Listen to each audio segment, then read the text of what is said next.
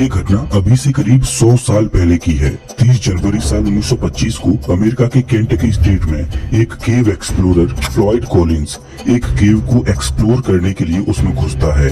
इस केव का रास्ता बहुत छोटा था, इतना छोटा कि कोई भी इंसान सिर्फ क्राउल करके ही इसमें घुस सकता था।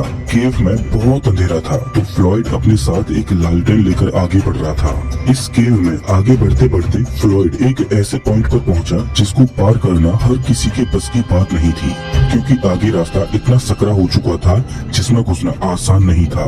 इस केव में जो लोग आते वो इस पॉइंट पर आकर वापस लौट जाते। इस वजह से इस पॉइंट का नाम टर्न अराउंड पड़ा। केव में आगे जाने के लिए किसी को भी इस 9 इंच के स्क्वीज होल को पार करना था।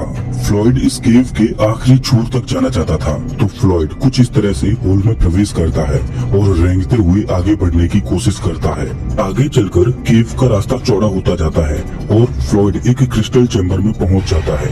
केव का यही वो रूम था जिसको फ्लॉयड ढूंढना चाहता था। इस क्रिस्टल चैम्बर को ढूंढकर फ्लॉयड की खुशी का ठिकाना नहीं था, क्योंकि ये क्रिस्टल चैम्बर फ्लॉयड को माला माल करने वाला था। फ्लॉयड अब वापस बाहर निकलता है और बाहर निकलने के लिए उसे उसी सकरे रास्ते से होकर गुजरना था।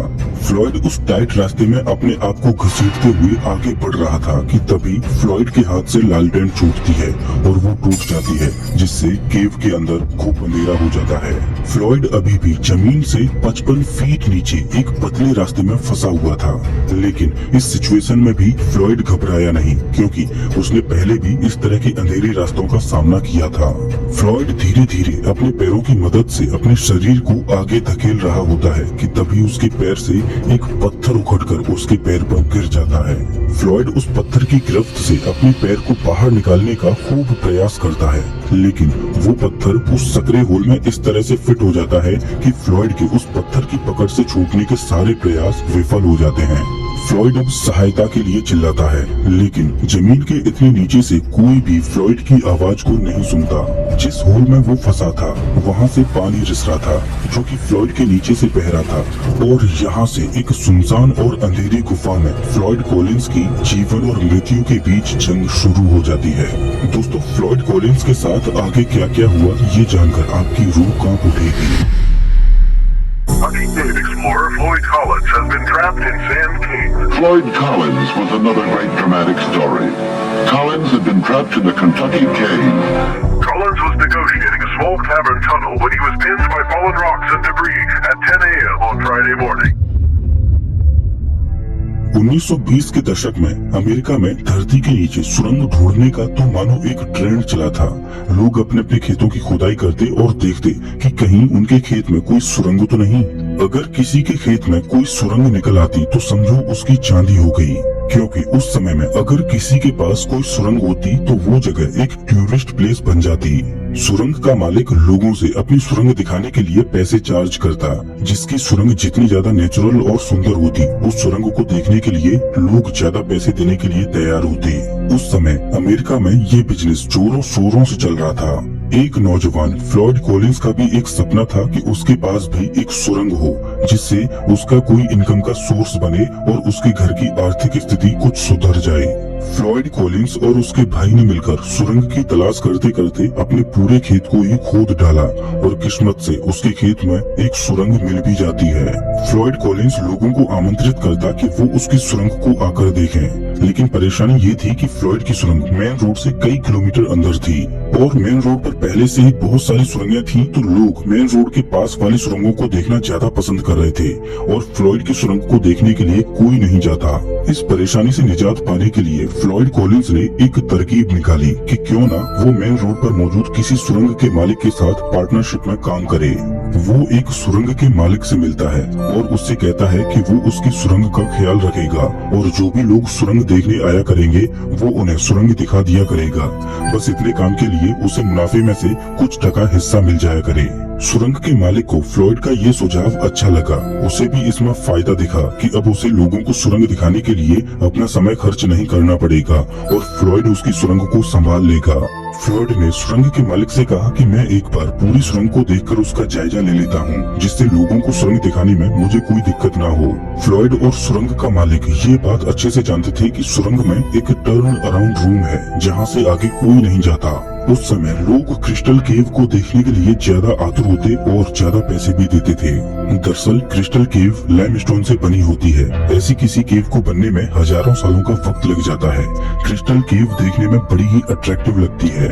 फ्लॉयड एक लालटेन उठाता है और सुरंग को एक्सप्लोर करने के लिए निकल पड़ता है। उसे क्या पता था कि वो जिस सुरंग में जा रहा है वहाँ उसे अपने जीवन की सबसे खतरनाक लड़ाई लड़नी है। जैसा कि अभी मैंने आपको बताया कि लौटते समय फ्लॉयड का पैर एक पत्थर में फंस जाता है और वो उस अंधेरी गुफा में सहायता के लिए जोर जोर से चिल्लाता है। इस छोटी सी सुरंग में फंसे हुए फ्लॉयड को 24 घंटे बीत जाते हैं। फ्लॉयड के सुरंग में घुसने के अगले दिन सुरंग का मालिक अपने बेटे के साथ उस सुरंग पर आता है। उसके लड़के को सुरंग के मुहाने पर फ्लॉयड का कोट और टोपी दिखाई देती है। वो उन्हें अपने पिता को दिखाता है।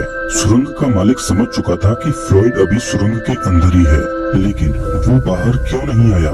सुरंग का मालिक तुरंत सुरंग के अंदर जाता है और फ्लॉयड को जोर जोर से पुकारता है, लेकिन वहाँ से फ्लॉयड का कोई जवाब नहीं आता। फिर वो उसी टर्न अराउंड रूम में आकर फ्लॉयड को आवाज लगाता है, तो इस बार उस छोटे से स्क्वीज होल में से फ्लॉयड की दर्द भरी आवाज आती है, जिसमें वो मदद की गुहार लगा रहा था। सुरंग का मालिक इस घटना की जानकारी तुरंत फ्लॉयड की फैमिली को देता है और फ्लॉयड का भाई होमर उसे बचाने के लिए उस केव में घुस जाता है। इस टाइट सुरंग में होमर को उस स्क्वीज पॉइंट को पार करके फ्लॉयड तक पहुंचने में कई घंटे गुजर जाते हैं। फ्लॉयड का भाई उसके पास पहुंचता है। वहां वो फ्लॉयड को खाने के लिए सैंडविच और कॉफी देता है और स्थिति का जायजा लेता है कि फ्लॉयड को किस तरह से बाहर निकाला जा सकता है। होमर ने सुरंग के मुहाने को चौड़ा करके उसे बाहर निकालने का प्लान बनाया। होमर छेनी हथौड़ा लेकर आया और एक बार फिर से उस सुरंग में घुसा और सुरंग की दीवारों को चौड़ा करने की कोशिश करने लगा, लेकिन इससे स्थिति और ज्यादा गंभीर होती जा रही थी। बार बार चोट पड़ने की वजह से सुरंग की दीवारें चटकने लगी थी। डर इस बात का था कि कहीं ये सुरंग ढह न जाए और फ्लॉयड उसमें दबकर मर जाए, तो फ्लॉयड को निकालने का ये प्लान फेल हो जाता है। अभी तक फ्लॉयड को इस सुरंग में फंसे हुए 46 घंटे गुजर चुके थे। ये सुरंग इतनी टाइट थी कि फ्लॉयड करवट भी नहीं बदल पा रहा था। फ्लॉयड का भाई होमर हिम्मत हार चुका था। ये गुफा हाईवे के पास थी, तो वहाँ बहुत सारे लोगों की भीड़ इकट्ठा होने लगी। लोग फ्लॉयड की मदद तो करना चाहते थे, लेकिन उस स्क्वीज होल को देखकर सब डर जाते और वापस लौट आते। फ्लॉयड को उस सुरंग में फंसे हुए करीब 71 घंटे गुजर चुके थे और उस 9 इंच के स्क्वीज होल में फ्लॉयड के छोटे भाई होमर के अलावा कोई और जाने की हिम्मत नहीं कर रहा था। लेकिन एक रिपोर्टर, जो कि सच में एक सरफिरा था, वो फ्लॉयड का इंटरव्यू लेने के लिए इतना ज्यादा उतावला था कि वो उस 9 इंच के स्क्वीज होल को पार करके उन नुकीले पत्थरों को सहते हुए फ्लॉयड के पास पहुंचता है और उसका इंटरव्यू लेता है। वो रिपोर्टर केव से बाहर आता है और इस खबर को अखबार में छापता है। देखते ही देखते ये न्यूज वायरल हो जाती है और ये एक इंटरनेशनल सनसनी खबर बन जाती है और हजारों की संख्या में लोग वहाँ इस नजारे को देखने के लिए इकट्ठे हो गए कि फ्लॉयड कॉलिंस कैसे बाहर निकलेगा। अभी तक फ्लॉयड को उस सुरंग में फंसे हुए 80 घंटे गुजर चुके थे। फ्लॉयड को एक रस्सी के द्वारा खींचने का प्लान बनाया जाता है। उस सुरंग में पुली सिस्टम बनाकर एक रस्सी को फ्लॉयड के शरीर में बांधकर फ्लॉयड को बाहर खींचा जाता है। इधर रस्सी फ्लॉयड के शरीर को बाहर खींच रही थी और चट्टान फ्लॉयड के पैर को छोड़ने के लिए तैयार नहीं थी और बीच में फ्लॉयड दर्द के मारे चिल्ला रहा था। फ्लॉयड ने अपने भाई से कहा कि रस्सी से खींचना बंद करो, नहीं तो वो बीच में से फटकर 2 भागों में टूट जाएगा, और फ्लॉयड को बचाने का ये प्लान भी नाकाम रहा। अभी तक फ्लॉयड को सुरंग में फंसे हुए 100 घंटे से ज्यादा गुजर चुके थे और सुरंग के ऊपर 10,000 लोगों की भीड़ इकट्ठा हो चुकी थी, मानो वहाँ कोई मेला लग रहा हो। सुरंग में ठंड बहुत ज्यादा थी, तो फ्लॉयड को गर्म रखने के लिए वहाँ एक बल्ब लगा दिया जाता है। समय गुजरता जा रहा था, लेकिन फ्लॉयड को बाहर निकालने का कोई भी तरीका नहीं सूझ रहा था और अभी तक फ्लॉयड को वहाँ फंसे हुए 115 घंटे गुजर जाते हैं। अब फ्लॉयड की हालत बहुत ज्यादा खराब हो चुकी थी। फ्लॉयड को बचाने के लिए एक रेस्क्यू टीम आती है। उस टीम ने लोकेशन का जायजा लिया तो देखा कि हजारों की संख्या में वहाँ लोग खड़े होकर तमाशा देख रहे हैं और उनके वजन से सुरंग ने कोलैप्स करना शुरू कर दिया है। रेस्क्यू टीम का एक मेंबर फ्लॉयड के पास जाता है, तभी उस सुरंग में से छोटे छोटे पत्थर टूटकर नीचे गिरने लगते हैं, तो तो रेस्क्यू टीम का मेंबर ये देखकर पीछे जाने की कोशिश करता है। अभी तक फ्लॉयड को ये समझ आ चुका था कि अब उसका बच पाना संभव नहीं है, ये सुरंग कभी भी ढह सकती है। फ्लॉयड इस सुरंग में अकेला नहीं मरना चाहता था, इस वजह से फ्लॉयड उस रेस्क्यू टीम के मेंबर से पीने के लिए पानी मांगता है, लेकिन पानी तो फ्लॉयड के नीचे से बहता जा रहा था और इतने दिनों तक फ्लॉयड उसी में से पानी पी रहा था। रेस्क्यू टीम का मेंबर फ्लॉयड की इस चाल को समझ चुका था कि वो उसे भी अपने साथ फंसाना चाहता है, तो वो तेजी से उस सुरंग से बाहर निकल जाता है। तभी वो सुरंग कोलैप्स हो जाती है और फ्लॉयड के पास आने जाने का रास्ता बिल्कुल बंद हो जाता है। अभी तक उस स्क्वीज होल के द्वारा फ्लॉयड तक खाना पहुंचाया जा रहा था, लेकिन अब फ्लॉयड से बाहरी दुनिया का संपर्क पूरी तरह से टूट चुका था। अब फ्लॉयड को बचाने के लिए एक नया प्लान बनाया गया। प्लान ये था कि ऊपर से फ्लॉयड तक एक रास्ता बनाया जाए और फ्लॉयड को निकाला जाए, लेकिन सवाल ये था कि सुरंग के ऊपर खोदाई कैसे की जाए। भारी मशीनों से खोदाई करके फ्लॉयड तक पहुंचने का रास्ता जल्दी बनाया जा सकता था, लेकिन मशीनों से खोदाई करने में इस बात का डर था कि कहीं मशीनों के वाइब्रेशन की वजह से पूरी सुरंग फ्लॉयड के ऊपर ही कोलैप्स ना कर जाए। दूसरा प्लान ये था कि हाथों से खोदाई करके फ्लॉयड तक रास्ता बनाया जाए, लेकिन इस प्लान में समय ज्यादा लगने वाला था। लेकिन फाइनली दूसरे प्लान को ही चुना गया। ऐसा अनुमान लगाया गया कि हाथों से खुदाई करके फ्लॉयड तक पहुंचने में 30 घंटों का और समय लगेगा, लेकिन क्या फ्लॉयड इतने समय तक जिंदा बच पाएगा? जो लाइट बल्ब फ्लॉयड को गर्म रखने के लिए लगाया गया था वो अभी भी काम कर रहा था। एक जुगाड़ लगाकर लाइट बल्ब के वायर से एक रेडियो एम्पलीफायर को जोड़ा गया, जिससे फ्लॉयड के श्वास लेने से उस रेडियो एम्पलीफायर में फ्लक्चुएशंस आ रही थी, जो इस बात का सबूत थी कि फ्लॉयड अभी जिंदा है।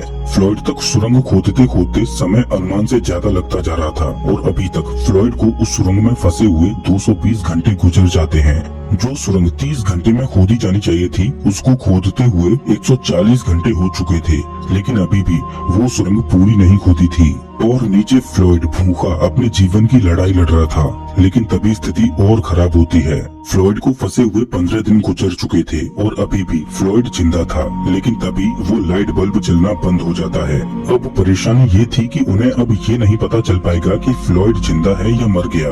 फाइनली 18वें दिन खुदाई कंप्लीट होती है और वो उस सुरंग का रास्ता बनाकर फ्लॉयड तक पहुंच जाते हैं। फ्लॉयड का भाई होमर फ्लॉयड को निकालने के लिए नीचे जाता है। वहां जाकर पता चलता है कि फ्लॉयड अब जिंदा नहीं है, वो अपने जीवन की इस लड़ाई को हार चुका था। जिस चट्टान ने फ्लॉयड के पैर को दबाया था उसका वजन महज 27 किलोग्राम था और वो छोटी सी चट्टान पत्थर की नहीं बल्कि मिट्टी की थी। लेकिन वो सुरंग इतनी टाइट थी कि फ्लॉयड उस चट्टान को ना तो तोड़ पाया और ना ही उसे हिला पाया। ऐसा लग रहा था कि मानो वो चट्टान सदियों से उस सुरंग में फ्लॉयड का ही इंतजार कर रही थी।